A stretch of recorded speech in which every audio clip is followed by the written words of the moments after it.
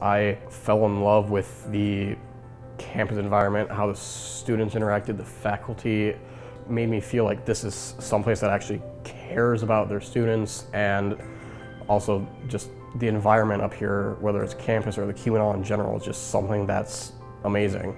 As I started to really think about what I wanted to do in life, I realized what researchers were doing in the social sciences department were much more aligned with what I was interested in the long term. But I didn't exactly have the strength or the courage to pursue it if it wasn't for the faculty here.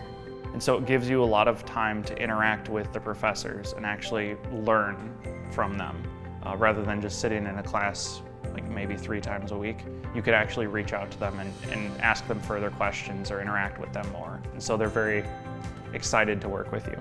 The thing that's exciting about Michigan Tech and the Social Sciences Department is that we have so many perspectives that are being brought to projects where we collaborate together and bring multiple ways of thinking about the past, multiple ways of thinking about the kinds of evidence that can tell us about the past.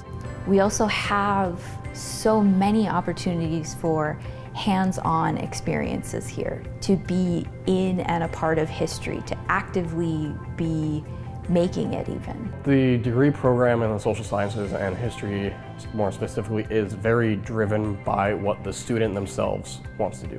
If the student has some passion in something, they can take those classes. The department is small, but it's very broad. They will offer all of this experience in whatever you want to do. Graduates in the history program go in a lot of different directions. Many of our students have gone into working at museums or heritage sites, go into law school, also go on to graduate school. From there, they can go into industry, they can go to work for nonprofit organizations, they can go to work for a government organization. Up here, the world seems a lot smaller, and it makes it really easy to practice history. Lots of old mining operations, even like military operations that are up here that you can study and learn about. Students here are really surrounded by history. It's all over our landscape, and in our courses we have the opportunity to take students right out into that history. So we go to places like the Quincy Smelter, which is the most intact copper smelter in North America and possibly the world. We have an active archaeology program here. We take our undergraduate students, we go to the lab, we look at artifacts that have been pulled out of the ground up here in this region. We take students to our archives.